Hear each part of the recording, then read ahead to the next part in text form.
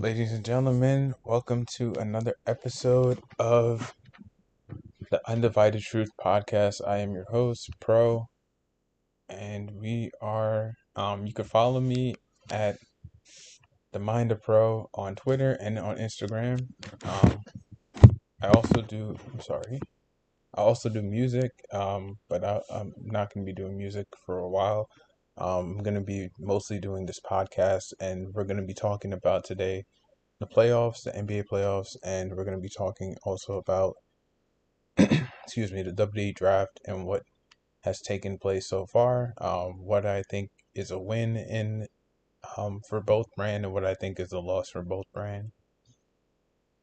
I pretty much have the same idea I did heading into it the last time, but for the most part, my thought process hasn't changed. I still think that SmackDown is probably still the biggest brand, still looking like the strongest, even with the amount of selections that Raw does have. Like they still have Finn Balor, which is great. I think Finn Balor should win the World Heavyweight Championship, and I would love to see him win the World Heavyweight Championship. Just so the Judgment Day and the Bloodline could end up facing each other. But that's just me. Um, do I think it will happen? Probably not. But if it does happen, then I'm right on the money with that because like it makes sense because like you have Triple H and Vince McMahon kind of like butting heads like this kind of right now, and Triple H's guy is Finn Balor, and Vince's guy has always been Roman. So, right after Cena, so I feel like if they went head to head, that would just make sense. Um, if they ever think of unifying the titles, um, or just having like two separate heel factions leading, and then at some point they'll coexist like they have in the past, and then at some point they'll face each other. Because I feel like you could still have like heel and heel dynamics in wrestling. I don't know why a lot of people don't they shy away from it. Probably because like they want the fans to cheer one person, they want the fans to hate another person. But like that's so basic. Give people another reason to like somebody else, um, because um, as much as nobody likes to admit it, like fans cheer for heels sometimes and like the bad guy because the bad guy exposes traits in the good guy that are not really good about them, and that makes them seem relatable. So if you had like two people, one person who's a downright bad guy and then the other person who just exposes like the bad guy, and then like you could have like the tweener, like that bad guy who's not really bad and kind of good, and then you could have the guy who's just pure bad, like, and you have them go against each other, and that's could be like a heel dynamic that could work in wrestling, I think. But the basic is like face versus heel. But going back to the NBA though, just last night James Harden had 45 points in the playoffs. Let's get it. James Harden is one of my favorite shooting guards in the league right now. I love the way he plays, and a lot of people says like his way style of play is not going to lead to team success, but I highly doubt that. Like he could be a facilitator, he could be a scorer, and he could do both.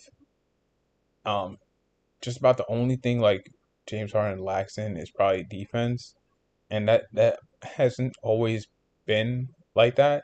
Like his first 2 years in the season, he was actually not a bad defender, for the most part. And I feel like it helped when he had somebody like Serge Ibaka, who was a great rim protector on his team. So even if he got blown by, he had Serge right there to protect him at the rim, protect anybody trying to score on the OKC at the rim. And then when he got to Houston, he had Clint Capella, so he had another person who was like a rim protector that could help him. So I feel like he definitely definitely had somebody always to help him as far as rim protecting goes. And now he's in then he went to Brooklyn and they had Nicholas Claxton, who didn't really, I don't think he really broke out into a rim protector until like near the end of um James Harden's tenure with Brooklyn, because he was a solid defender, but like people would just abuse him in the post because he's skinny. I hate, I don't want to sound like harsh when I say this, but like that's exactly what it is. Like people would just abuse him because he's skinny, not that big or whatever. Hey, Gavur, what's up?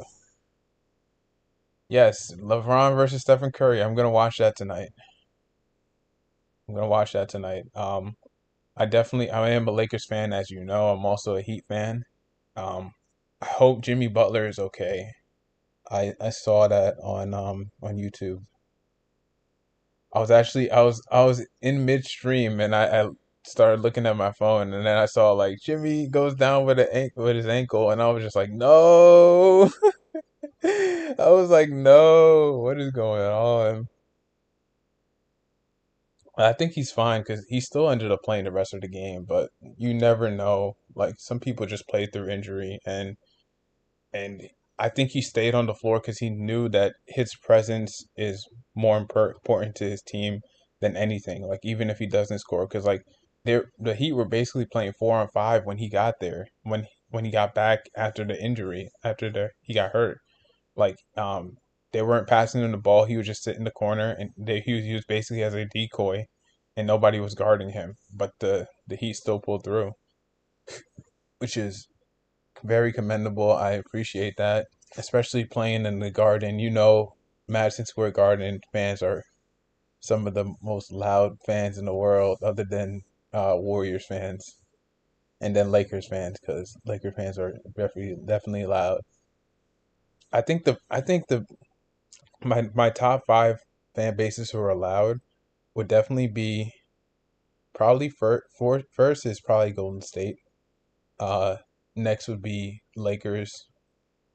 Uh, Third would probably be Miami, because anytime Miami's like in the playoffs, which is kind of a lot. Like I don't remember like any time Miami has uh got out of the playoffs, and ever since Jimmy Butler's been there, they've been in the playoffs every year. So um, definitely really loud fan base, and then Madison Square Garden, the Knicks, and then fifth I would probably say is it's probably Memphis.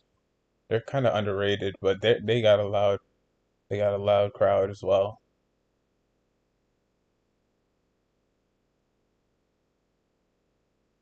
Oh wow, 3 in the morning. That's pretty late. Or should I say early? Because it's the morning. But yeah, that's pretty early. Hopefully you could catch it somewhere else. Like you could catch, yeah. Hopefully you do catch the highlights. That would be fun. Um, but yeah, I'm gonna try and watch that game. I haven't watched a full basketball game for a minute. Um, I want to say probably since like my early years in college, which has been a long time since that was a thing. But yeah, so now we're gonna talk about James Harden. So James Harden had 45 points, and he did it against the Celtics, which the Celtics are a great defensive team, but something tells me that, I mean, they ended up losing by only four, right? And James Harden had to hit a game winner. I don't understand why they had Al Horford guarding James Harden. Yeah, I watched that too. I watched well, most of the game. I watched it. I didn't watch the whole game. I watched part of the game and then I saw the Kings like chucking threes, so I was just like, I'm not gonna watch this right now. Like they had they could have just attacked the paint, got them in foul trouble, and then eventually like they could have got back in the game. They had 12 minutes. They had like 13 minutes left in the game, including the end of the fourth quarter, and fourth quarter, the end of the third quarter, and then the fourth quarter, they had like 13 minutes to win the game, and they started just chucking threes, and I'm just like, what mentality you guys doing? Like, what are you doing? You guys are throwing the game away, and like Golden State was throwing the game away too. They had like so many missed opportunities. Like Wiggins was missing so many bunnies, and I was just like, wow. Like I was just sitting there going like, this man's not focused right now, and he kind he kind of does have an excuse. I hate to say it like that, but like he kind of does because he didn't really play near the end of the season. And when you don't really play near the end of the season, you end up like not getting that preparation for playoff time because usually near the end of the season is when people start playing like it's the playoffs and bad teams end up winning against good teams, good to great teams, and that's when like people are like they're trying to get like a lottery pick, and like the bad teams start playing well. So yeah, he does. He does. I know, but like I know that for sure. I've seen like I read the articles and stuff like that, but like I know he's going through stuff, but at the end of the day, like he's not really. Yeah, he is. I hope that continues now. This I can't. The thing about Jordan Poole, and I want to respect him. I really do. But this man talks so much trash, and he's on a great team. Like he's blessed. He's blessed. This man was like maybe an okay to solid college player, and then he comes to the league. He develops a little bit more, but he's still inconsistent from three. He's a decent free throw shooter. And exactly, basically him. That's him. He only shows out when good looking women are around. But yeah. But but yeah, that's for sure. And like the thing is with him, like if he was on such a bad team, I don't think he would be acting the way he's acting. Like I don't think he would be as um cocky as he is. Like put him on a team like the Magic, like before they even got Paolo, I don't think he would be acting this way. He would be just a modest regular player, and that's kind of like how he was in college. Like he wasn't like cocky in college. I used to watch some of his games because I used to watch Michigan a lot, and I don't know, like ever since he got to Golden State, he just like did like a whole 180, 360 or something. I don't know. Golden State has changed him. He thinks he should be like a starter now. Like he should probably take either Steph or Clay's place. But that's not the case. He's not better than Steph, and he's definitely not better. He's not better than Clay. On well, in that game he probably was playing better than Clay, but on the defensive end, he cannot defend like Clay. He's not a two-way player like Clay. He only plays one end of the ball, and that's why he can never he I can't even say never. He's not going to be a starter for quite a long time in the league.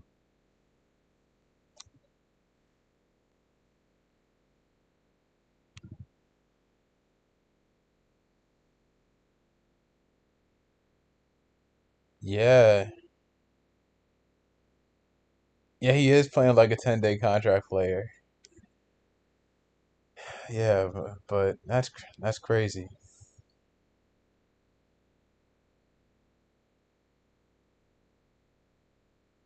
Yeah, that's my thing. Like they have so many good perimeter defenders like Marcus Smart. Hello. You got Derek White.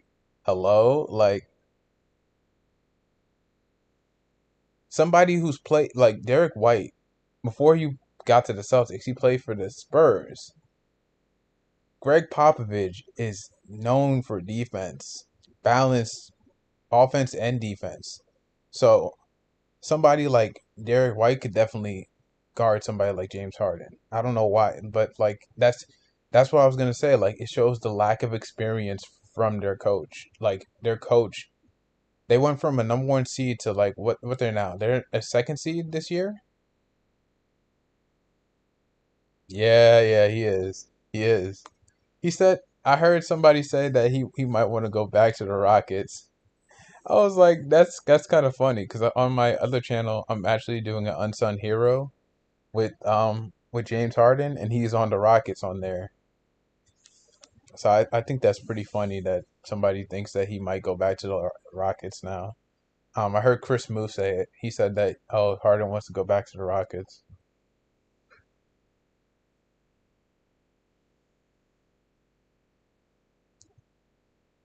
I would want James Harden to win a ring before he goes back to Houston, like because then like he could at least like teach those young people. He'd be like, well, now I got a ring. Like I could show you guys how to get a ring if you really want it, if you're really hungry for it. Like somebody, I see some people on that Rockets team who's hungry to win, like a Kevin Porter Jr., a Jabari Smith Jr., Jalen Green. I don't know. He's kind of different. He's kind of like he's kind of like Jordan Poole. I'm not gonna lie.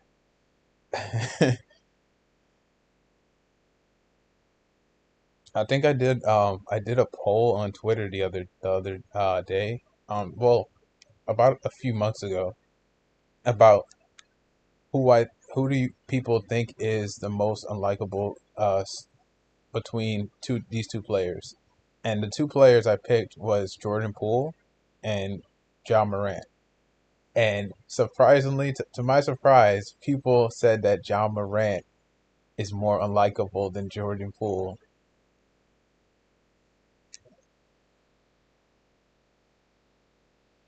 I don't think they're gonna play him game three. I think they're just gonna try and rest him as much as they can. Um,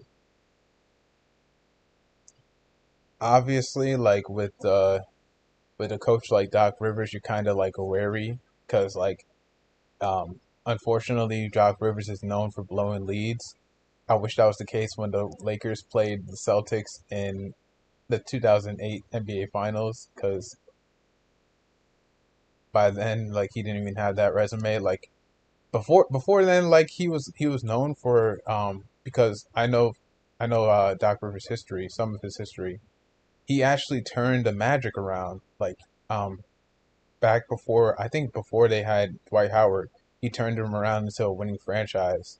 Like they went from being like 15 and something to being like 40 something and uh and like a top five seed I think it was.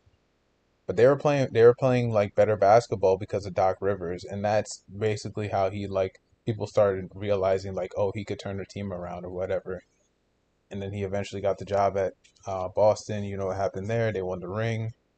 Then after he left Boston, he went to Los Angeles Clippers. Then after he went to the Clippers, he went to the Sixers, which is now. So um, they're announcing the MVP today. I don't want Jokic to win. I don't want Jokic to win. I mean, he just surprised me last night. He had 39 and 16, and they didn't even crack 100. Their team didn't even crack 100 with that performance. That is wild to me. That just shows you like that's crazy. That's crazy. But but yeah, like I put in the chat in the description like who you think is the playoffs MVP so far, and I honestly would want to go with somebody like probably James Harden because he's really proving himself right now. And I'm not just saying just because he had 45 last night. Like I'm saying because like he literally is like probably the only best player on his team right now, and he has the backpack. And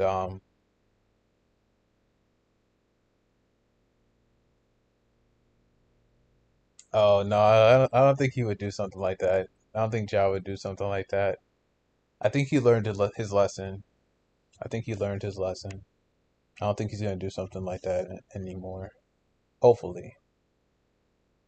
because I want to see him succeed. I just think he's a little arrogant when it comes to the stuff he talks about and like the way he acts. Yeah, I know you're just kidding. I know you're just kidding. But like, yeah, he is in Cancun. But I'll say this: at least he faced the press. Now, Dylan Brooks, uh, I just saw something on Twitter saying like, what team do you think he's gonna play for next? And honestly, I wouldn't be surprised if he goes and he joins Golden State because the way he was talking to John Morant, he seems like he might do something like that.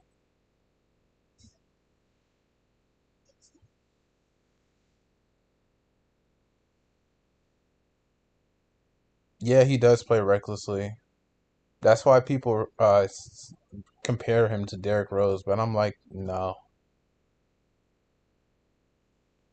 You know, the Shanghai Sharks. uh, I should have said this the other day, but like the other day, Jeremy Lin just got a triple double. He was playing overseas. I think he's playing overseas right now. And he just got a triple double the other day. I wanted to congratulate him for that. Like that's impressive. Especially when overseas is played a little bit like more aggressive. Like you don't get calls for everything. That's impressive to get a triple double in there.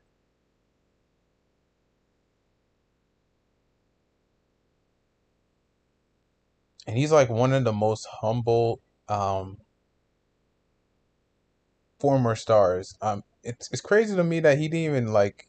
I mean, I know he tailed off during Linsanity, and it was really like only like what maybe like 11 days that lasted. But it's crazy to me like he didn't even like he got a good contract and he went to the Rockets eventually, but then like he ended up tailing off after that. But like it's kind of surprising to me he didn't even get at least like an All Star selection or something because like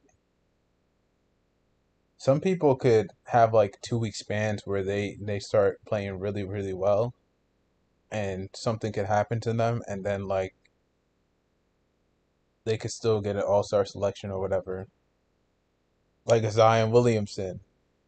We're gonna Zion Williamson is definitely somebody who comes to mind. Like they said he missed like what, like 40 something games this season and he still had an all-star selection. I was just like, bro, like there needs to be some requirements for this all-star selection because if you did something like that in 2K, you're definitely not making the all-star team. I don't care who you are. You could average 39 and 10, which is basically what I average with Steph, right? And you don't get selected to the All-Star team. So I don't understand how somebody could put up the numbers he was putting up and miss so many games and get selected to an All-Star team. They probably just had nobody else to select and they were like, "All right, let me just put him down cuz we know he's going to at least make it more enjoyable to watch on TV."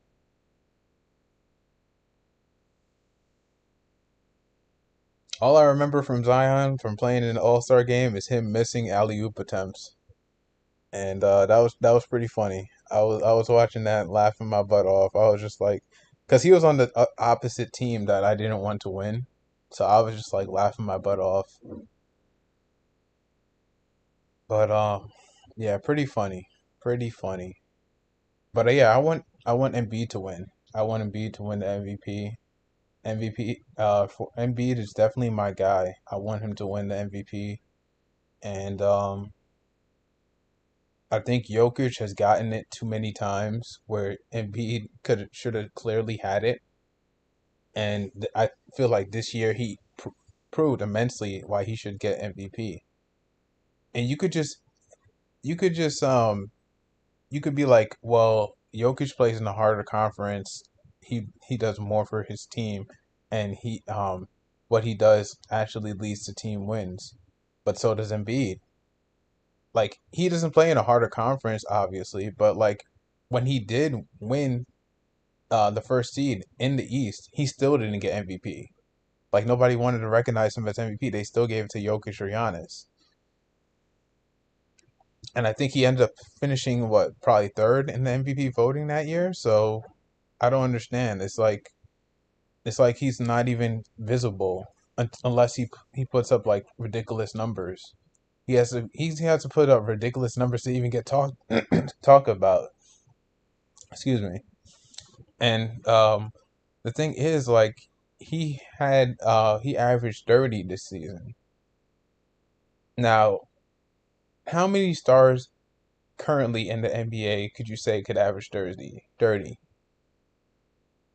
and have a top five seed?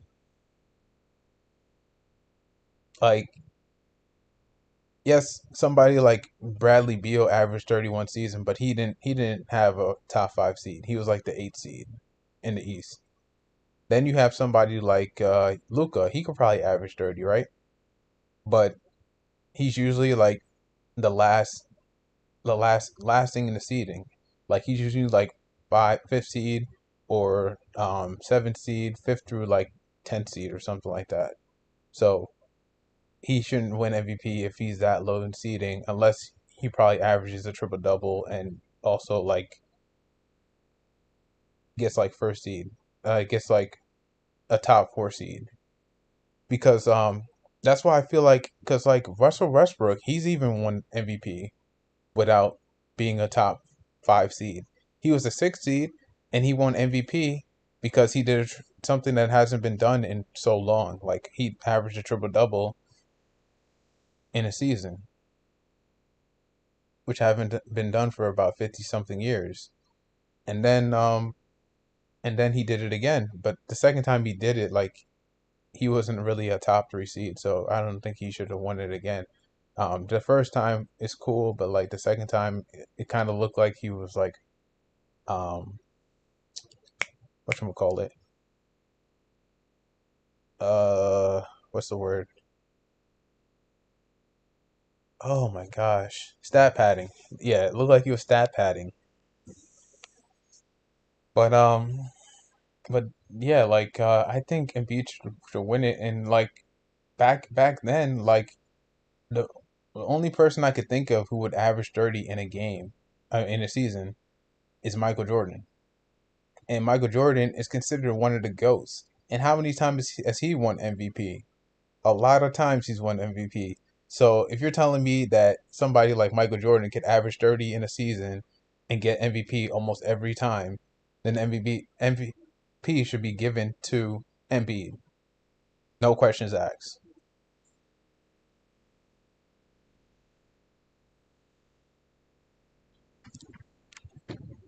But that's my thing. Like, and call me a little biased because I like Embiid more than I like Jokic. Like Jokic is my third favorite center in the league. My first my first is Embiid, and then second is Karl Anthony Towns. Don't ask me why Karl Anthony Towns is my second favorite center in the league. I'm probably not gonna answer it.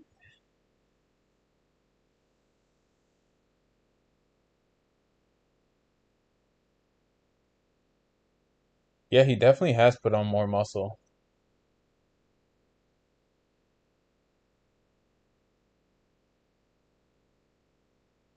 Um, yeah, he definitely has put on more muscle. Sometimes when he finishes and ones, I see him flexing, and I'm like, wait, where did you get that muscle from?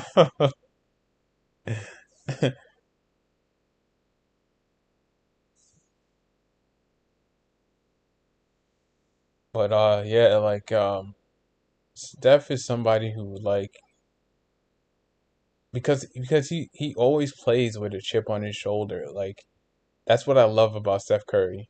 He always plays with a chip on his shoulder. He knows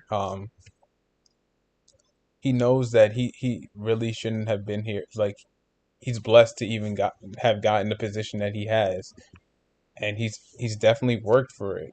Like it's not just he's getting blessed. Like he works toward his blessing. That he has been gifted with to shoot the ball, and not only shoot the ball but handle, shoot mid-range shots, shoot free throws efficiently, and dish out assists whenever he needs to. Because like shooting his first is his first instinct, but he definitely likes getting people involved, especially with offhanded passing, passing with his left hand rather than passing with his dominant hand, his right hand. He's also gifted at that too.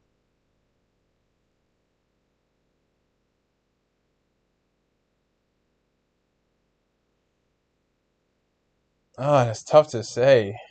That's tough to say. I feel like that's tough to say, like because like somebody like Curry, like he has so much talent around him.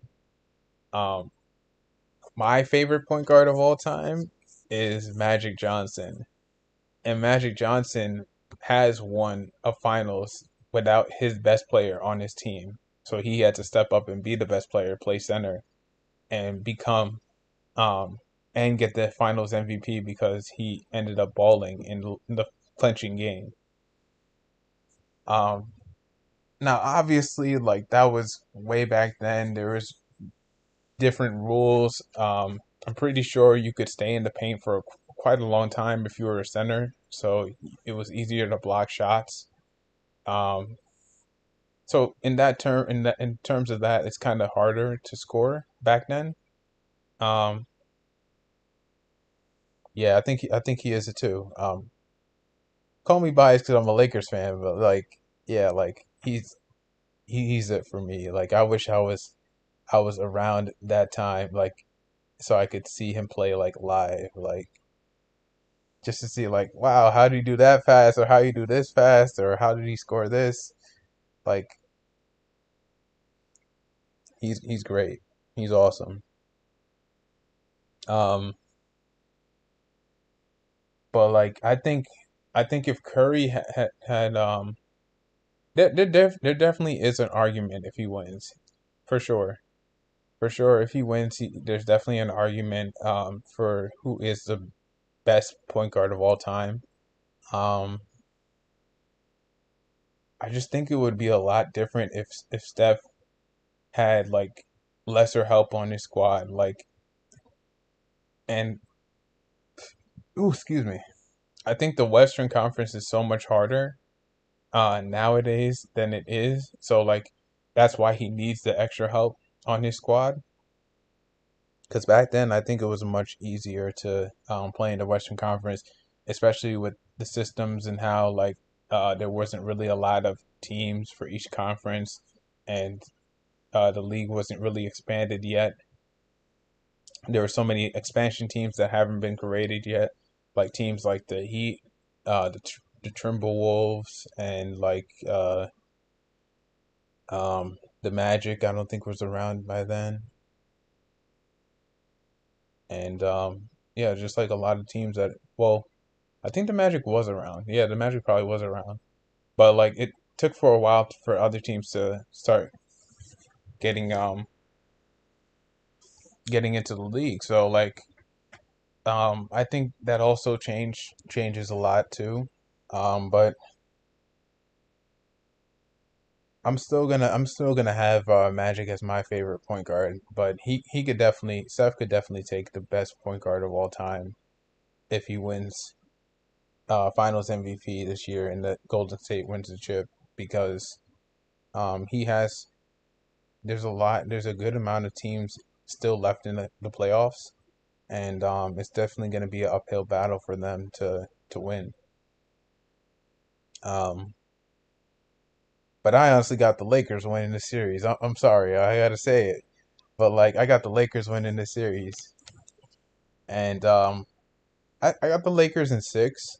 I think Golden State could get two wins, but I think after the series is done, we're gonna hear like all the fallout, like all the personal conversations that they had, the Golden State has had, uh, including the one where um, Jordan Poole shoved Draymond, but after the timeout that Golden State called, I think, and and then Steph had to go and console him, like tell him to calm down.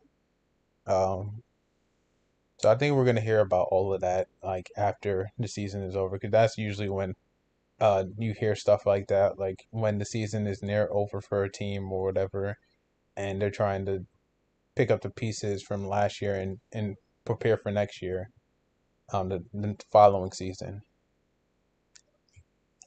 But definitely going to check out this game tonight. And I got the Lakers winning in six. The Heat and Knicks, I think I got the man. If Jimmy is healthy, I think the Heat might sweep the Knicks. But if Jimmy, I just realized Jimmy Butler is going up against Derrick Rose. That's crazy. They used to play on the Bulls together. I used to watch the Bulls a lot when I was younger. Um, I really wanted them to win a ring together. I really Now they're on opposing teams though, and I have never been a Knicks fan. I was always a supporter of the Knicks because Carmelo Anthony, who's my favorite small forward of all time, he was a part of the Knicks, and he stayed loyal to the Knicks. Most people think like he just stayed with the Knicks because he wanted the money and the money was there, but I think he genuinely thought he could win a championship with the Knicks, and then almost to the point where he almost adjusted his game so he could try and win a ring with the Knicks. Um, I just think that I just think that he kind of saw like the writing on the wall when he drafted somebody like Porzingis, who kind of could do like a lot of the things Melo already does, like post scoring, shooting, passing, which Melo is such an underrated passer. The only thing I feel like he does better than Melo is probably like guarding the perimeter. Like Melo could guard the perimeter for a good amount of time, and he could guard the post as well. But usually, if he's not matched up with LeBron James, I feel like he doesn't really defend that well against like other players. It's just like when he defends LeBron, like he defends LeBron. Like he know I guess he just knows how to defend LeBron because they're buddies and they obviously have faced each other in like camps and stuff like that. Probably Olympic basketball, USA basketball, they usually get matched up against each other in practice and stuff like that. So they definitely had a lot of time to um, face each other. And I really hope that Miller gets to finish his career on his own terms. Um, I don't think he's gonna get like a farewell tour like Kobe did or like LeBron will. But I hope he just like ends up playing out his last years wherever he feels like he could be useful. But I kind of went off on a tangent there. But yeah, like I got the the Heat winning in five for sure. But if Jimmy is healthy, they're gonna sweep the Knicks. I honestly think so. But I kind of feel conflicted right now because I kind of want the Knicks. I want the Knicks to lose to the Heat because I love the Heat and I want Jimmy Butler to get a ring. But I also want Derrick Rose to get a ring, and in order for Derrick Rose to get a ring, the Knicks would have to win this series, which is kind of I kind of don't want that to happen.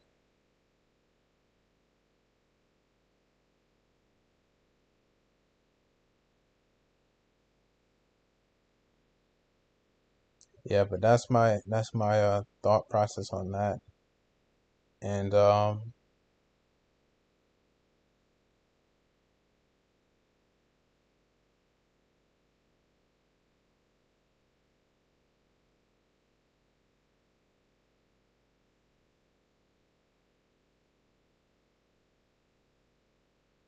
hopefully like everything could get fixed with hopefully everything can get fixed with the Heat and Jimmy does end up coming back and he's more than healthy. because I don't like seeing injuries in playoffs. Like the only time I actually champion injury is when I'm playing in 2K and I feel like a team is gonna end up like defeating me because they have such an overpowered team. That's the only time I'm like looking at injuries and I'm like, yes. But that's playing 2K. That's not real life. Real life, I don't wish bad on injuries or anything on any player, and I just want to see competitive basketball, even if it comes down to the wire and it involves my team. I just like seeing competitive basketball. I can't say the same about football though. If my team is leading by a large amount in football, I'm just gonna say play the game, like run up the score. I don't care in football, but in basketball, I want it competitive. Um, for sure.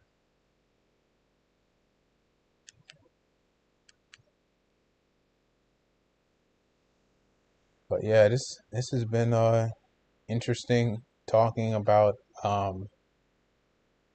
NBA basketball. I love talking about NBA basketball, and now we're gonna start talking. We're gonna transition into WWE. So with the WWE draft, I've seen like some people got drafted to SmackDown. I saw Cameron Grimes get drafted to SmackDown. I saw Grayson Waller got drafted to SmackDown. Then he uh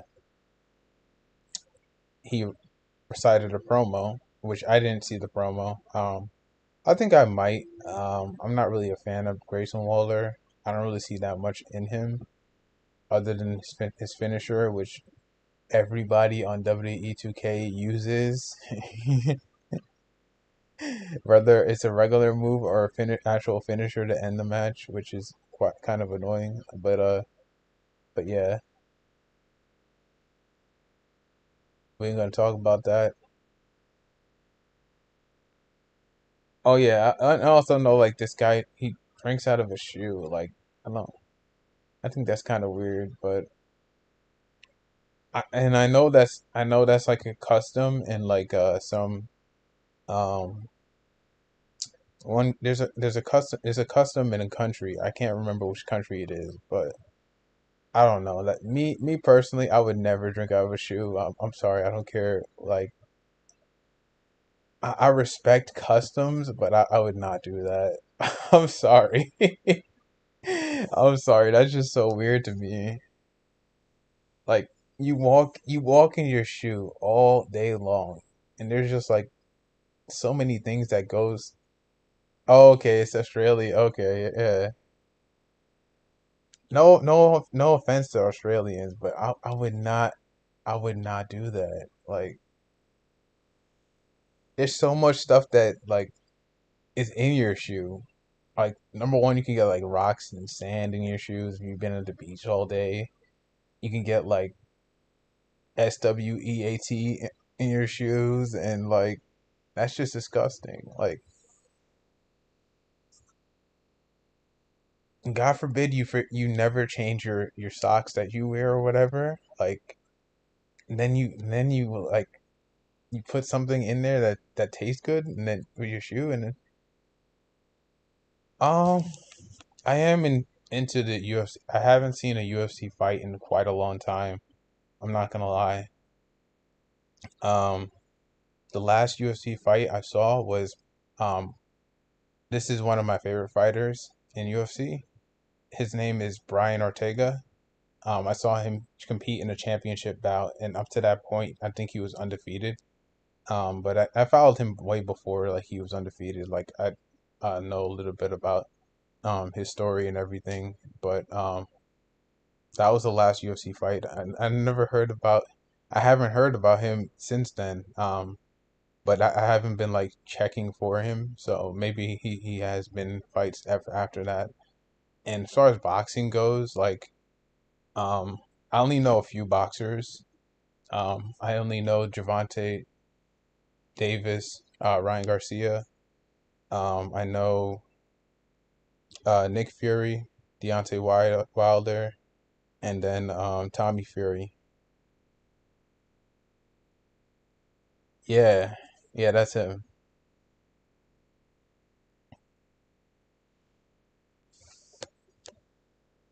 But Tommy Fury, I actually follow him on Twitter. I think I think on my main channel that has about like 39 followers, which I didn't realize until today. Like you only need 500 followers to get monetization on Twitter. I guess they did something different, and now you could do different things with Twitter. So now I'm kind of trying to build my Twitter following. Excuse me, for both channels because like I only have like 5 followers on my current channel that's in the description right now, and then for WWE and NBA 2K, um, excuse me, I just ate. I'm sorry. Um, so on that channel I only have like 39 followers. So I'm well on my way to the 500. I think.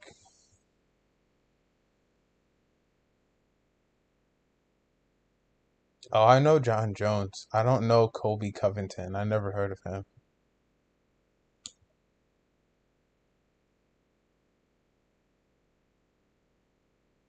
Yeah, I've always been a fan of George's Saint Pierre. He's another one of my favorites. Um, I was almost a fan of Anderson Silva. I think he's way too cocky for me. I think he's way too cocky for me. And at one point he was like one of the best fighters, but like he's like way too cocky for me. Um, and I used to watch when I first got into it, I used to watch a lot of Chuck Liddell's fights, and I used to watch Tito Ortiz. I didn't really like Tito Ortiz. I liked Chuck Liddell a little more than I like Chuck Liddell though. He was pretty cool. Um, he's definitely I think he's a Hall of Famer now. But like back then when he used to fight, I used to watch a lot of his fights. Frank Mir, I used to watch a lot of. I used to watch Brock Lesnar when he was fighting. So I watched their. I think they had a trilogy because Um, I think the first fight Frank Mir won. The second fight Brock won, and then the third I think Brock won again. Uh, yeah, yeah, I am.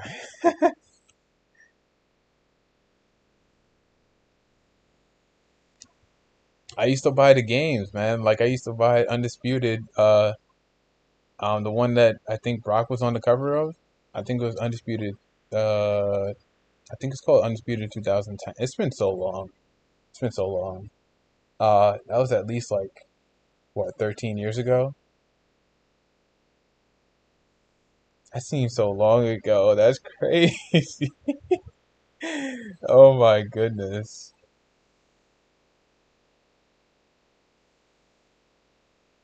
Yeah, but I used to watch oh man. I think it's Ben Henderson. That's his name. He had dreadlocks. He's a black guy with dreadlocks.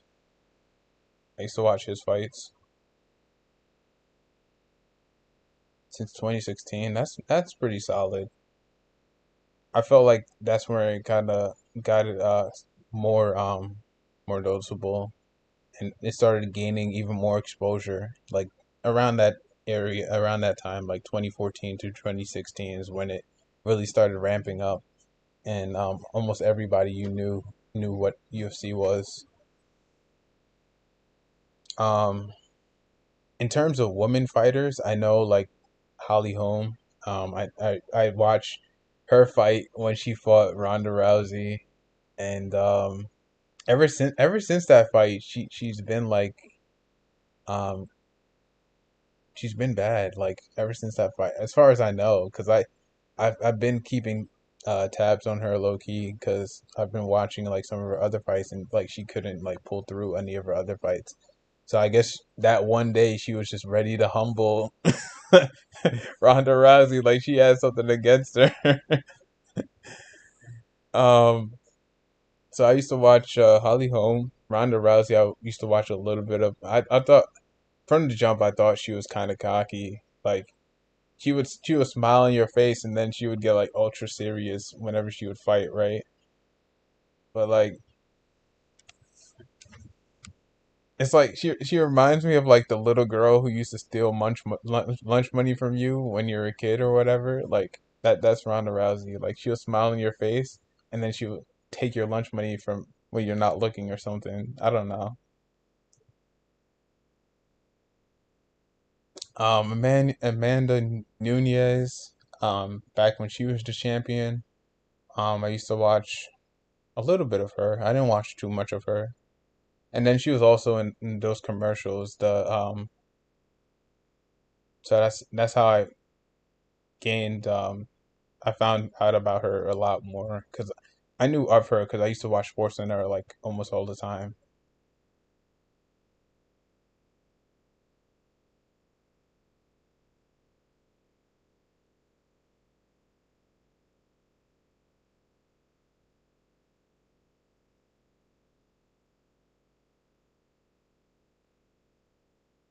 Oh, yeah, that's crazy.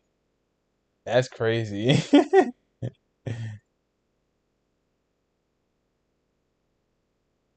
And what do don't UFC fighters only have like two fights a year? So that's a lot of training you got to get in if you're fighting in two weight divisions. That's crazy. Um,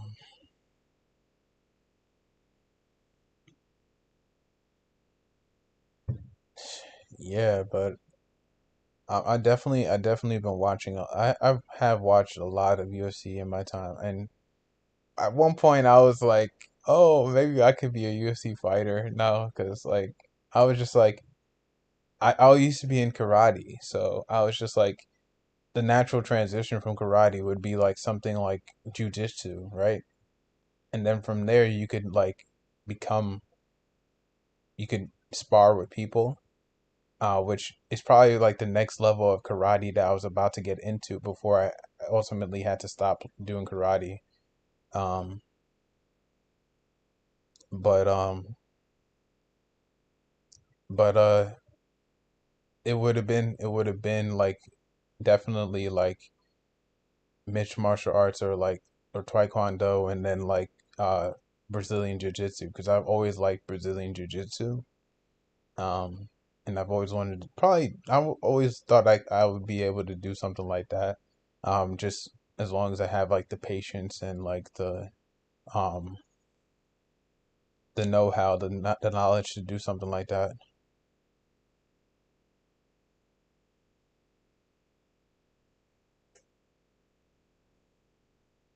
Yeah. I mean, you got a lot more time than I do, so I feel like you could still do that, man, for sure. I mean, you're already on a team, so like me, like I didn't make a high school team. I tried out, and almost after every practice, I was winded, and I was a pretty skinny kid. I was like, I tried off my sophomore year, and I was like 130, and I did I did a lot of things back then. I wish I could have like regretted. Like back when I was only like 130 in high school, my sophomore year, I didn't really eat a lot. So I used to be in and out of hospitals, and they were like, "Well, what's wrong with you? Like, what's going on in school? Like, what are you doing?" And then I was just like, I just had to tell them like I wasn't eating, and I had to be completely honest. I wasn't eating food, and it's not even because like I felt weird about people looking at me when I'm eating. Like I just wasn't hungry, and I had like really fast metabolism. And then they were like, "Well, you got to eat something because like you're gonna need iron." And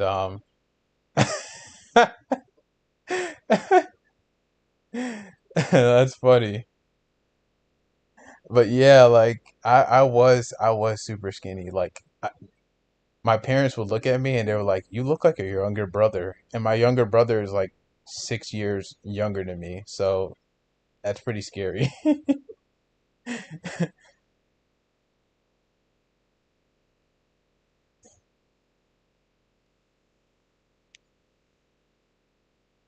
Yeah, I didn't eat a lot though. Um, and to make things even sound crazier than that, I wasn't even working out. I was just like not eating a lot and drinking like plenty of water or whatever, right? So, and I was eating salad. So like at least I was eating somewhat healthy, but like I just wasn't whenever I went to school, I was just like I'm not hungry.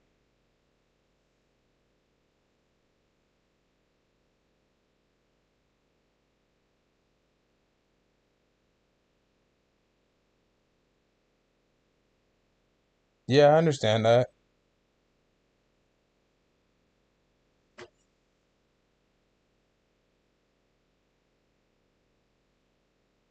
Of course, that's the key, especially when you're playing a game like basketball, which people think is not physical. Like basketball is probably one of the most physical games you will ever play in your life.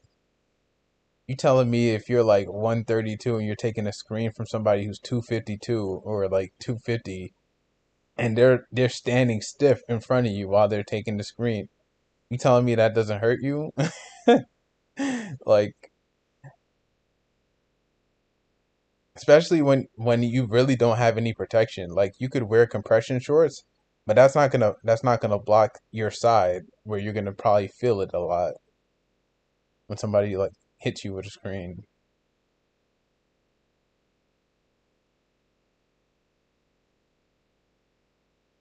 And then you have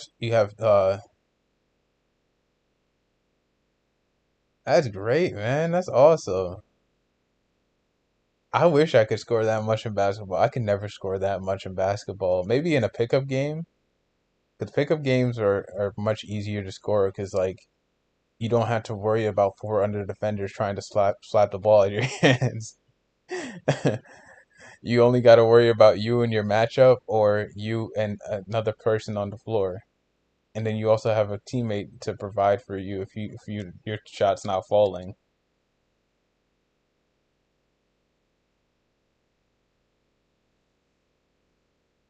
But yeah, that's great.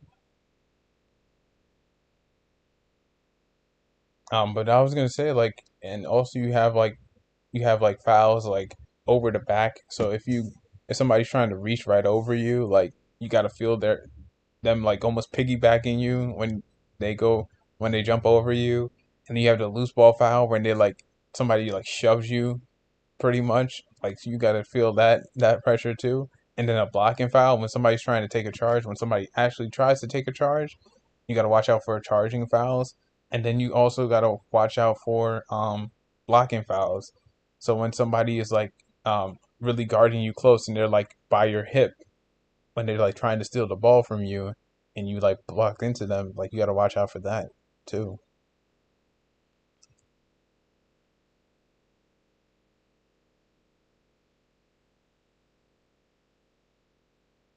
Wow, that's awesome.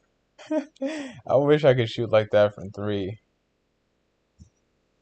I could probably have like one or two games where I could shoot like about that percentage from three, but like not in an actual game with five people.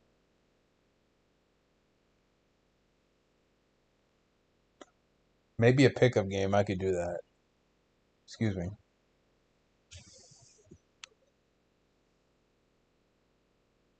It does. It does. I just need to get back into basketball and then maybe I could eventually like be able to do something like that, like play in a 5-on-5 game and usually and cuz like I'm pretty sure like somewhere around my town they have like tournaments for basketball. So if I get really competitive at basketball like I was back then, I could like at least win a tournament. But I don't think it's gonna lead to something like joining the league. Like I'm not gonna become Udonis Haslam, like become an undrafted like undrafted point guard that ends up going to the league. I'm not gonna become Andre Ingram. You if you remember that player who played for the Lakers, who was basically undrafted.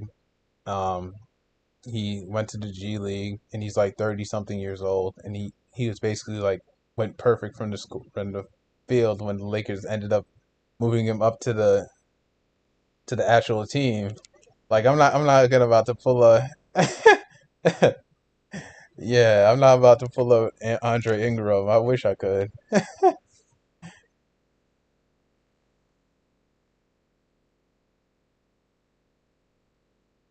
Yeah, you're definitely gonna feel those screens. But yeah, he's definitely a G League legend. Um, for sure. I was happy when he came to the Lakers. I was just like, who is this guy? I was like, and like you look at him, you look at him, you're like, you look at him, and no offense to him, like I don't mean any offense when I say this, but like you look at him, and you're like, this guy doesn't look like he plays basketball. Like he looks like a custodian or something, like somebody who just has like a custodian who probably like that says like really nice jokes or whatever, and just goes about his business or whatever, but is really a down to earth person when you think about it. But you don't think he'll play basketball.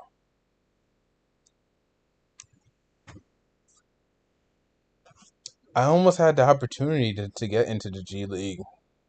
Funny enough that you say that you're talking about the G League right now because I brought it up, but I almost ended up joining the G League because somebody I used to work with, he was like, how good are you at basketball? And I was just like, I'm okay. I'm not the best in basketball, right?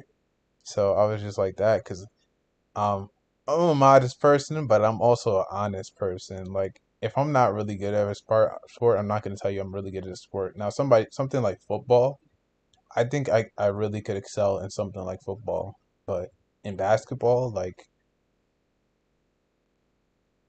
I feel like you have too many regulations and rules in basketball. Like I would get exposed pretty quick. I'm not even gonna cap. Like if somebody like who had star talent, star quality was going up against me, like they'd probably expose me really quick. And I have no problem saying that. I have no problem saying that.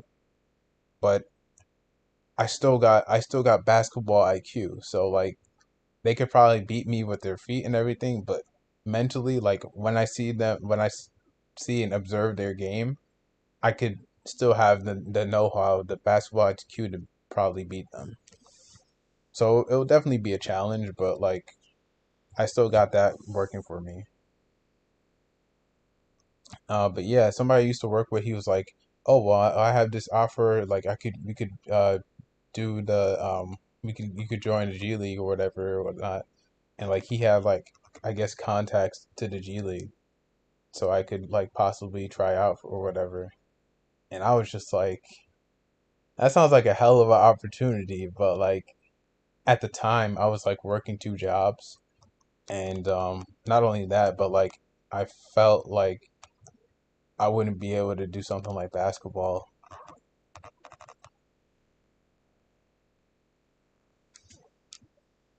because we not to sound like pretty somber, but like my mind was rarely elsewhere like back then. Um, I was just focused on getting money and just like everything else was like out the window. Like I didn't really have any goals back then, so it was pretty much like um I was just like doing whatever, like whatever somebody would tell me or offer me, like I was just doing that, and whatever happens, like happens. Like there's really like no direction for me back then. So um but I'm slowly getting in the place where I want to be, which is pretty good.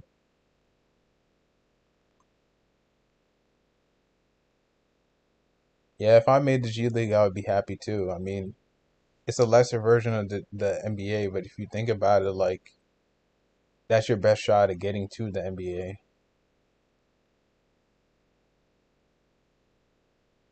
Yeah, yeah, yeah. I mean, I think my defense was pretty solid, but like if I had somebody like 6'5" shooting over me, I can't really do anything. I mean, I could do all I want to try and contest them, but if they're 6'5" and they got a handle on them and they could break me down pretty quick and like get to the rack pretty quick, I would just have to like step back and try to defend them like in between the top of the key and the 3 point line. And if they end up like just shooting right over me, like I gotta live with that shot. But that's probably like how I would defend somebody who's 6'5". But like they already got the height advantage. Like shooting over me is like shooting over like a little kid. Like I'm not even trying to sound like messed up, but like that's honestly the way I see it. And like a lot of the guards are like 6'3" and taller. So in the league, because I'm my height is Isaiah Thomas's height. Isaiah Thomas, who played for the Kings and the Lakers and the Celtics, not Isaiah Thomas who played for the Pistons. Um,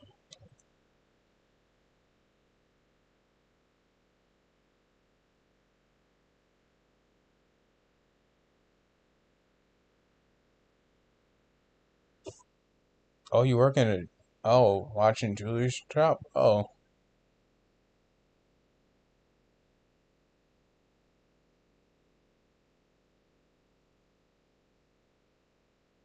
that's good to know that it's yeah, it's very physical. I would assume it is very physical. Um, skill wise, USC is tougher. US is tougher. Yeah, I think I would agree with that too. Um,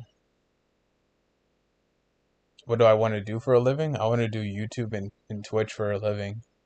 Um, to be pretty honest, I want to do Twitch and YouTube for a living. Um, once I could find something that could sustain me for a while, that's pretty much what I want to do. And this too, because I also want to do a podcast. But mostly, I want to do like a gaming channel. I want to have my gaming channel is what I mostly want to do. And in order to do that, I'm gonna have to find a way to make money out of it, and in turn, like I would have to build my Twitch. My Twitch is doing pretty well right now. It's at 14 followers right now.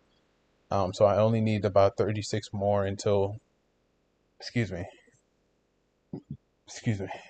I need 36 more until I could start earning money, and then I need like a certain amount of people who end up chatting on the stream at a certain amount of time. So that's about it. And then with that, I would build out of that.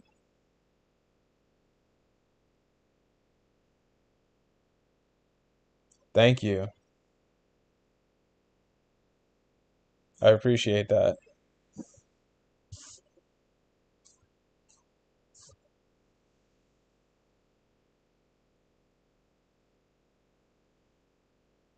Cause like I'm gonna be completely honest. Like um, I've been in school. Like I've observed school, and I've taken a lot of schooling. But like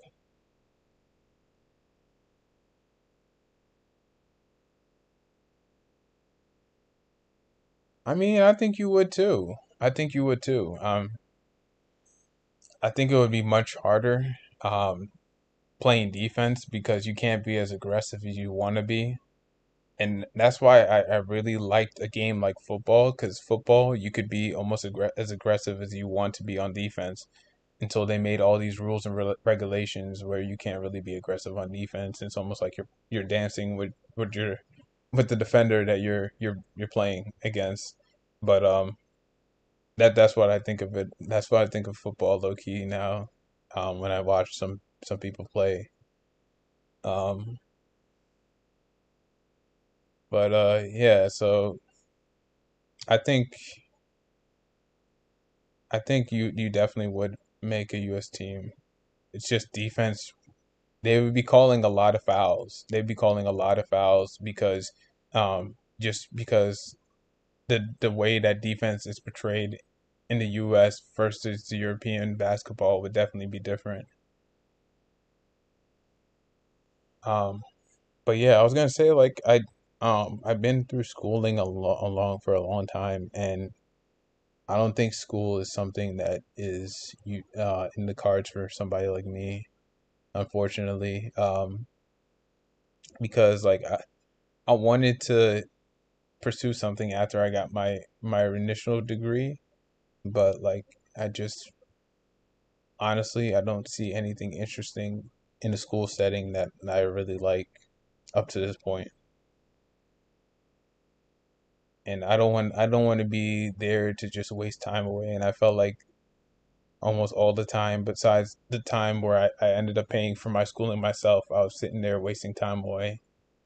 And I don't want to do that to um number one, I don't want to do that um to myself, and then I don't want to do it to the person who ends up who would want to pay for me to go to school, um or if I was paying for myself.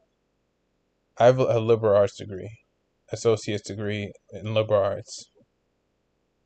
So it's just basic studies. So it's basically like your basic math, your basic English, uh, social studies, um, and science.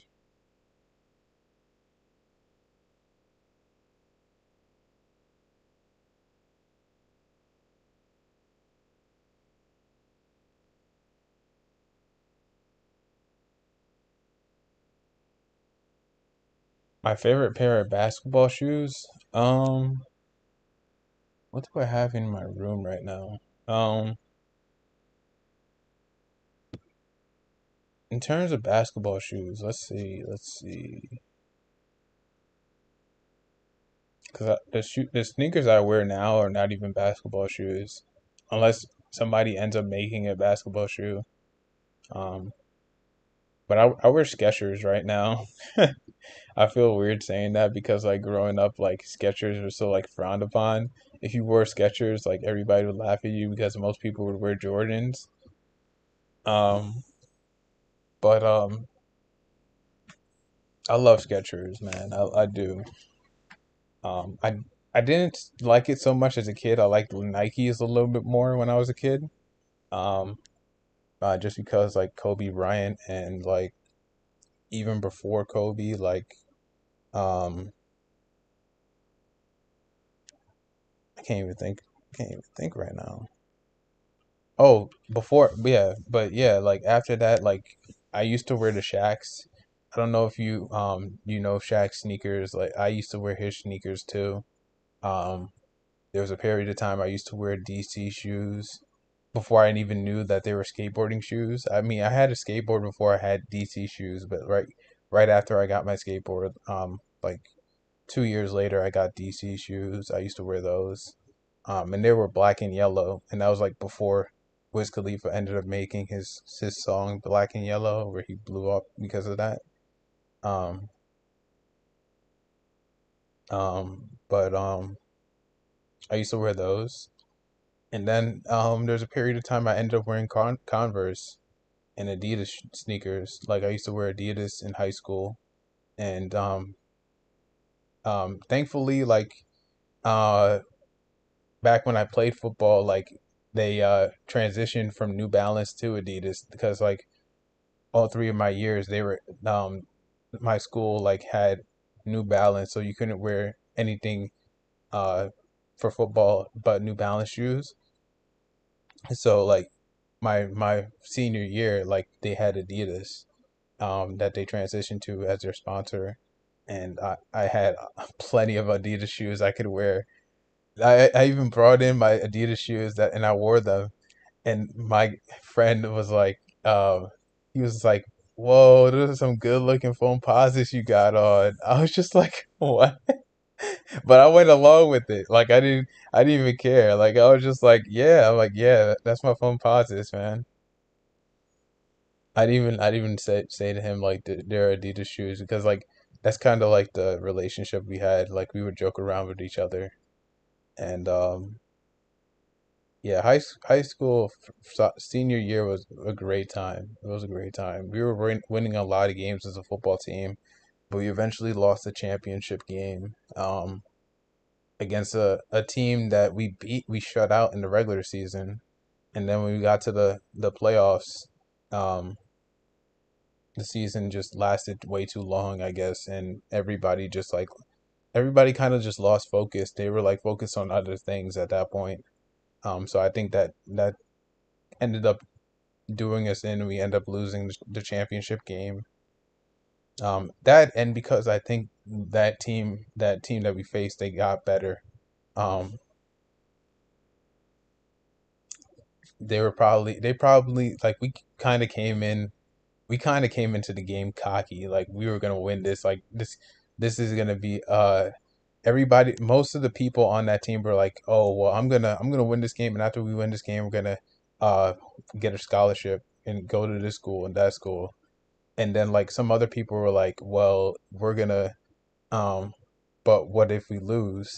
Like a lot of people were saying, what if we lose? And anytime, I don't care what team you're on, anytime you say what if you lose, you already lost the game. You didn't even have to play the game. You already know you lost the game. So heading into that game, I was kind of just like, ugh. And then when I saw the score, I was just like, oh man. I was like, here we go. I was like, here we go. Oh man. But it definitely was a fun time playing high school ball. We only lost one game in the regular season, and that's also the same time when Hurricane Irene happened. So I think it brought our team a little bit closer together. Oh, the KD tens. I even know KD tens. I know somebody back when I was in college used to wear KD sneakers a lot. So I've seen like plenty of designs of KD sneakers before, but I never wore KDs myself. I feel like has to like yeah, I was on the high school football team.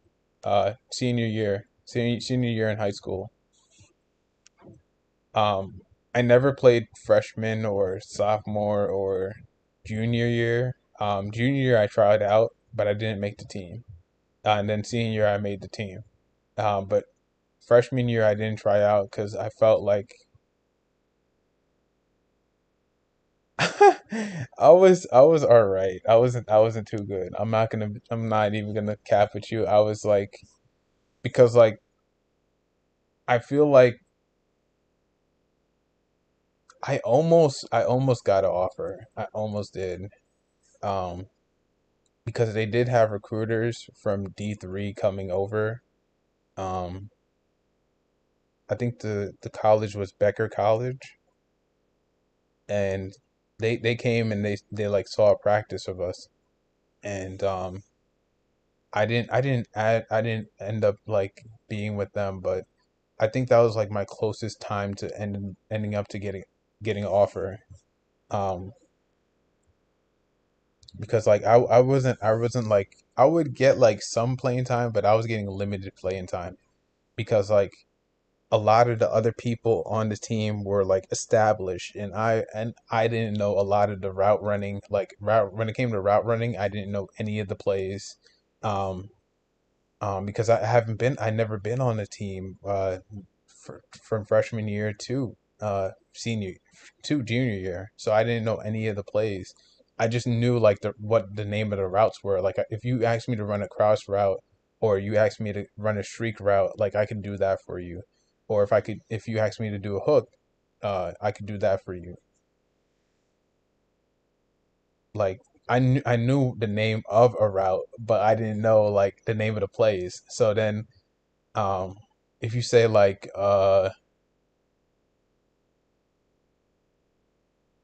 if you say like corner streak route, right attack or something like that.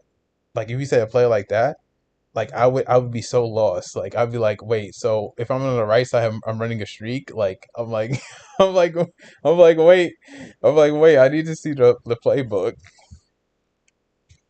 Um, and then like if you say like power O, like I know that I'm blocking because I know historically a power O is I formation. You hit the ball to the running back and you're just blocking because that's actually the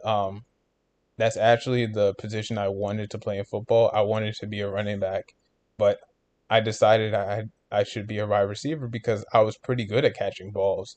It's just much different when you have a helmet on. Like your array of vision is not that it's closed in because you got a helmet on, so you can't really see anything but like here.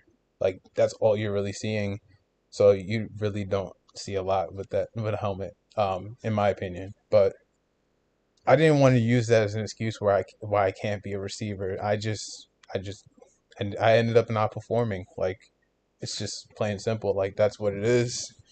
And on defense, I could shut down people on defense. Defense was my calling card. Um, like I used to be the gunner on football returns. So because they wanted me to be.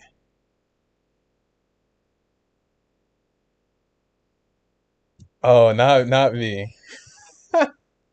My game was not that good back then. I was pretty shy as a kid. I'm still kind of shy, but like I know how to talk to women. Like I'm not that shy that I can't even talk to women. Um, but like I used to even shy away from talking to women, like because I would be like I would go and I would talk to them, and I would just think like I would have to say something super super amazing, or else the person wouldn't give me the time of day. But like honestly, all you got to do when you talk to a woman is you got to be like honest with them. Like tell them what you like, what you dislike, what you're into, and 9 times out of 10, they're gonna tell you what they're into and what they like, what they dislike, or whatever. What their goals in life are too. If you end up getting that close to them, because not they're not gonna just drop that information with anybody.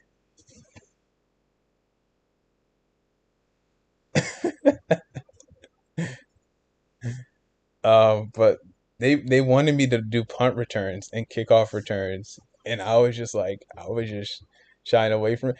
Anytime I saw a punt return, like they wanted me to return the ball on the punt for during practice. Anytime they tried to get me to return the ball, I was just like, I saw the ball go in the air, I would look up, like all the way up. That thing would come right down and it would go right past me. I would not chasing after that thing because all I saw was just like 15 different jerseys and everybody like coming closing in on me, and like they wouldn't tackle me because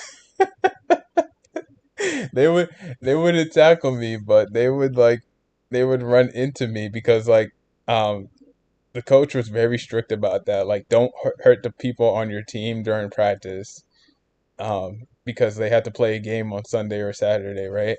So like we definitely didn't we were not as aggressive as we could be on practice.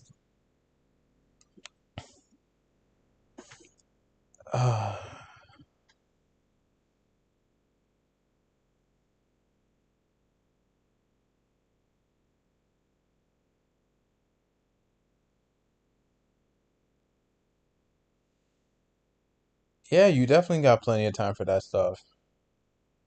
I mean, I think like a lot of people like um high school high school with like high school students, like they think about like they're more focused on their future. I mean, I'm gonna be completely honest.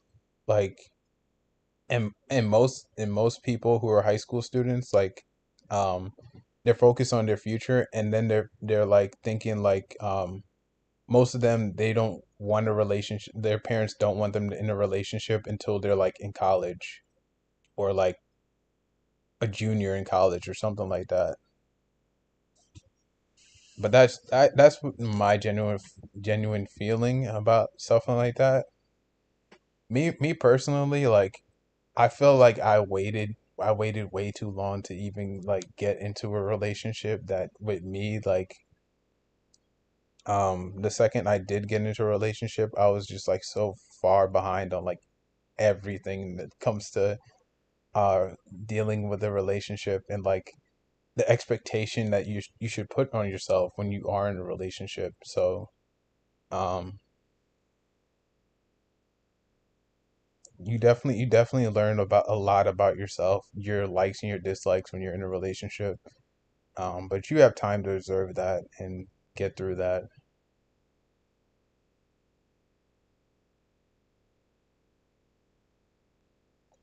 I mean, it's different. It's different. Like you said, like you're only like 132, and a lot of people in high school, like they usually don't go toward people who like look skinny. Like people like me who look skinny, they would almost like ignore you. But like if you're like a really nice person, they might give you a little bit of time because they'll be like, well, I see that he's a nice person, so I could kind of take advantage of him. So like, let me give him the time of day. Or they'll be like, well, I'm not really looking to date somebody like that because like, what if we get in a situation and he has to end up defending me? Like, he's not going to be able to defend me. So I could see it from both ways.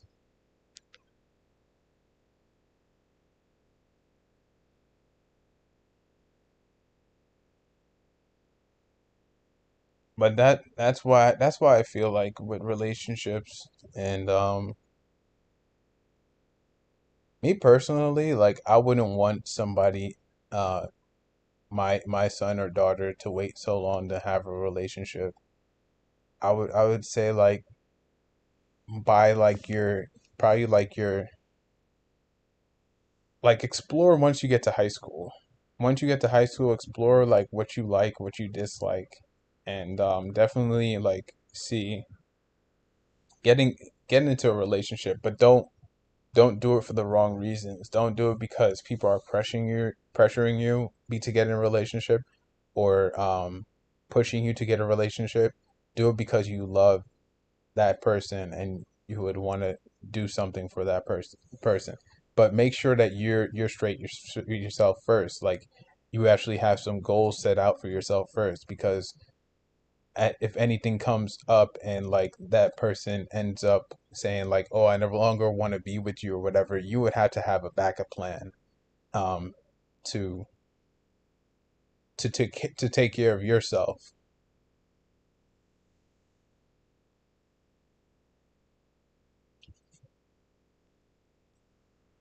Oh my gosh. Oh my gosh.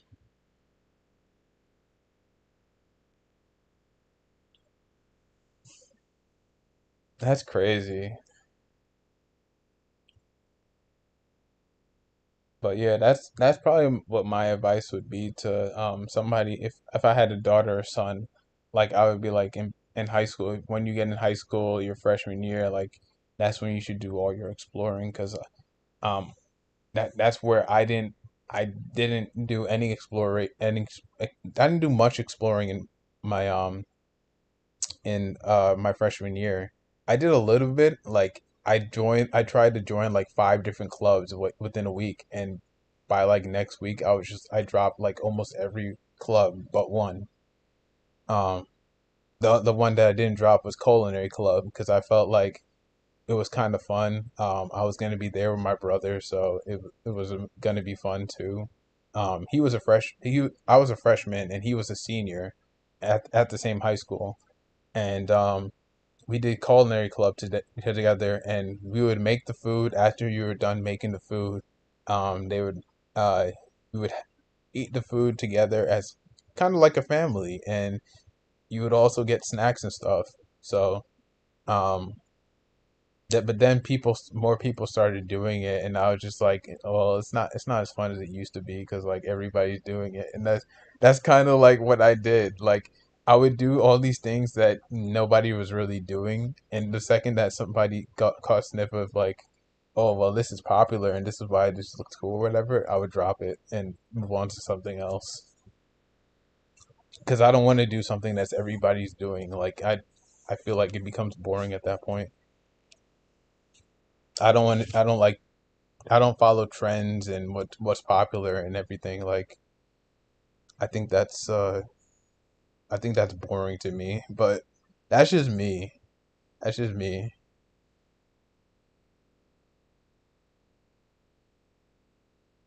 Of course, that's what you got to do it for. You got to do it because you love the game, for sure.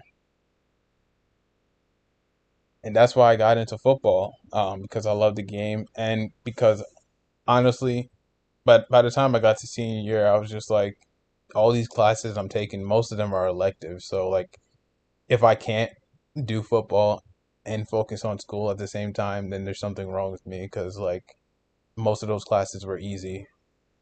Um, Barring probably like one class which was kind of iffy, but um,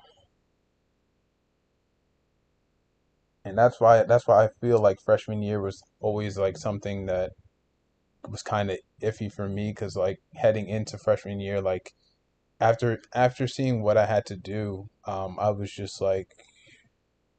I was like checked out. Like I didn't give like no effort, but like well actually I didn't really apply myself when it came to freshman year. And as far as schooling and studying and stuff like that, I wouldn't do a lot of studying. And that's where it did me in for high school. Um for a good amount. And then like when I figured out like how I could really navigate in doing school for high school, then I definitely could do something like that. I could have definitely made the team at that point. But I had to get um I had to get serious about like what I wanted to do.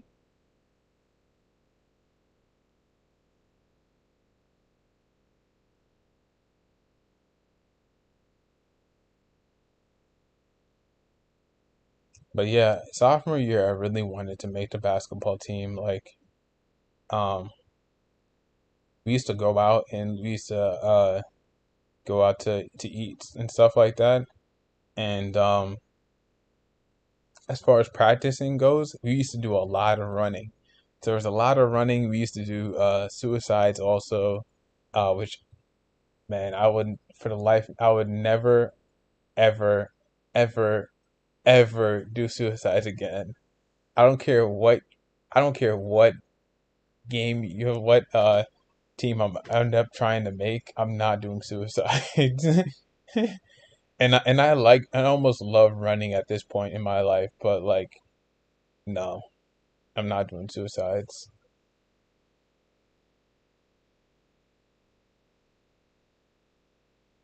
Oh, what did I think of Giannis's post game speech?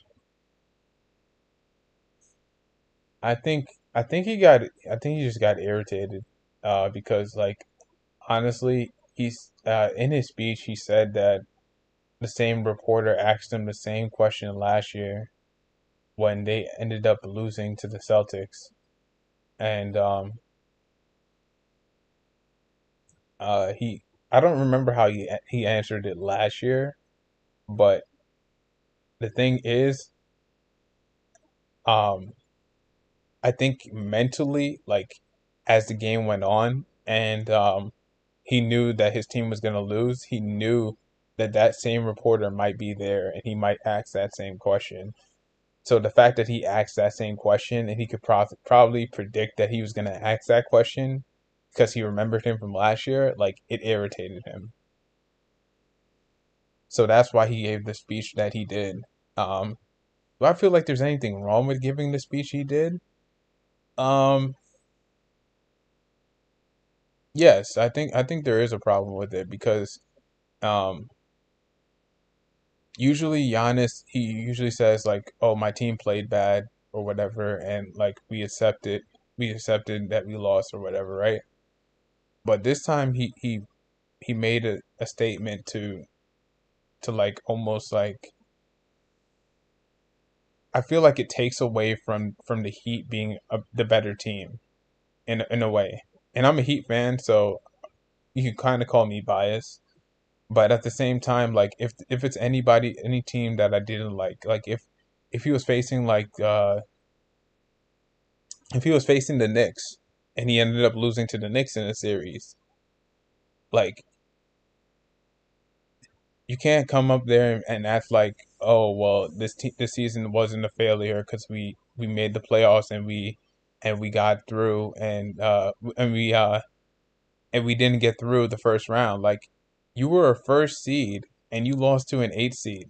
It doesn't matter however you want to cook it. Like you're not at 100%. You're probably at 80 and not 100, but your 80s still almost got you to win. So you got to give props. You got to give props to the winner. You got to say the better team won, and we'll be back next year. That's all he had to say. That's all he had to say. The better team won. We'll be back next year, and I would have had no problem with that because then it's showing respect to your opponent. With his answer, like even though he was really trying to just take away whatever the reporter had to say, he really just he threw shade unintentionally at the Heat. The Heat were clearly the better team and showed why they were the better team.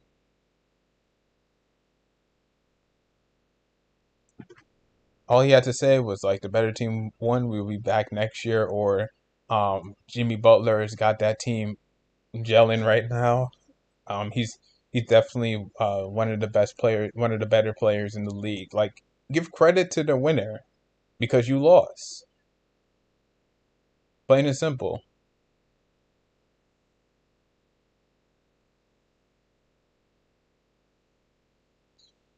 But yeah, that's the thing for me. Like where I feel like it definitely it definitely like put a damper on our on his season because like he could have really just handled that better. Um,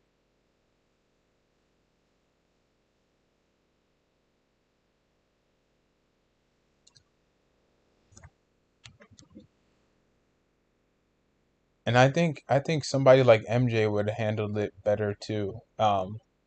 In that regard too, um, because he remembers back when I mean I wasn't alive for this, but like back when the Pistons beating they ended up finally I mean not no when the Bulls end up finally beating the Pistons ended up leaving the floor early and they didn't even show credit to they didn't give credit to Scotty and MJ and the rest of the Bull squad um after they eventually lost to the Bulls. So that's kind of where like Giannis that's kind of what Giannis is looking like right now. Now that he said what he said at the post game speech, like he's kind of looking like the Detroit Pistons. And I don't think he wants to ever play the villain role. It's not a fun role to play, but he definitely could have handled that better for sure.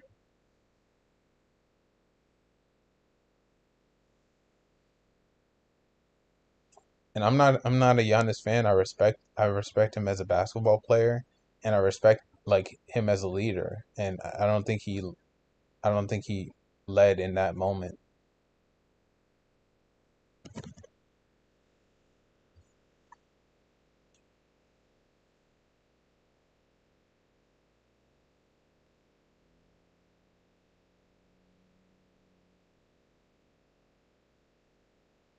But yeah, that's all I got to say about a lot of things playoff basketball related.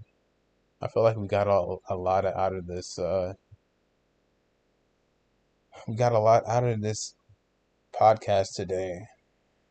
A lot of topics were divvied up and talked about. Um, I definitely had fun talking about it.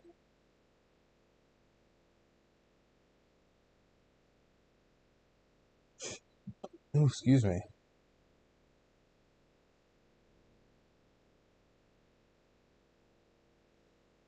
But with that being said, I think I'm gonna head out of here. I hope you have a good day, evening, or night, whatever time this ends up hitting your YouTube screen. And I hope you enjoy playoff basketball. I hope you definitely check out the Lakers versus the Warriors tonight. It should be a great game. I definitely have the Lakers winning game one. Um, like I said, I think it's going to be a 6 game series. I think the Lakers. Thank you. You too, Gaver. But I think the Lakers are going to win game one. I think the series is going to end in 6 games. I I think I'm going to give the second game probably to the Warriors. Um, just because they are the higher seed and they're not going to lose. I don't think they're going to lose 2 games straight in at the Chase Center. I think they're going to at least pick up a win.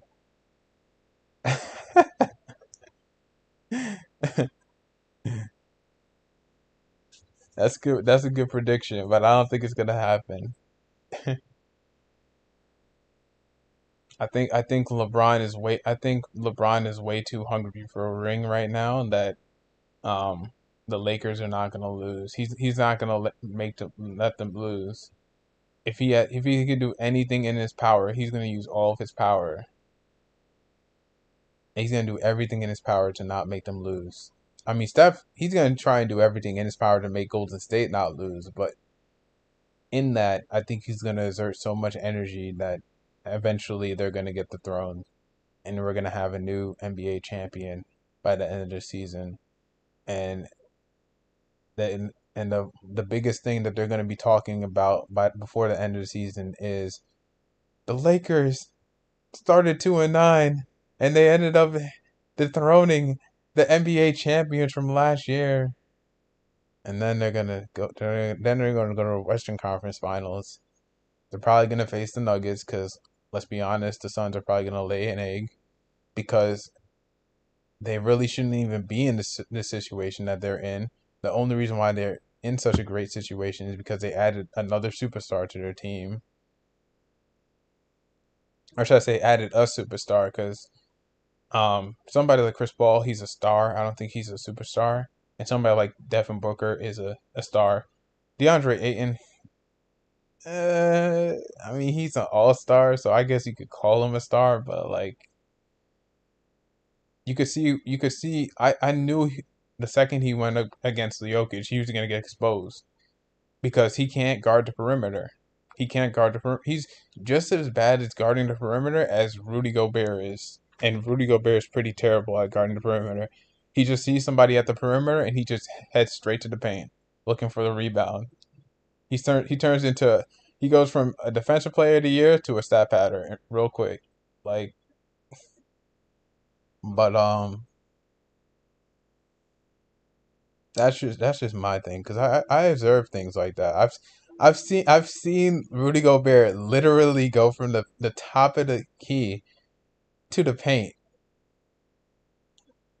and just like give up on defense. I'm just like, bro, like you can't do that for your team, bro. Kobe will always be the goat in my book too. Kobe will be the goat in my book.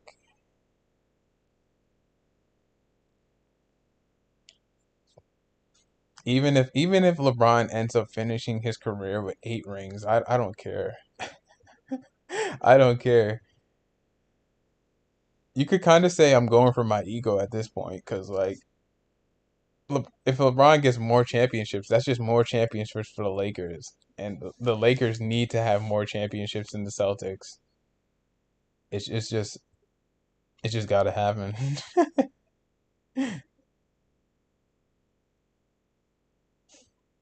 But yeah, but definitely I hope you enjoy your evening, the rest of your evening, and just remember to go with the flow and keep moving forward as fast as you can. Well, as steady as you can, because then if you move too fast, then you will kind of be losing yourself in life, and it's not cool to do that, and it's not fun either. But with that being said, I'm gonna say the outro. This has been Protocol. Let's rise together.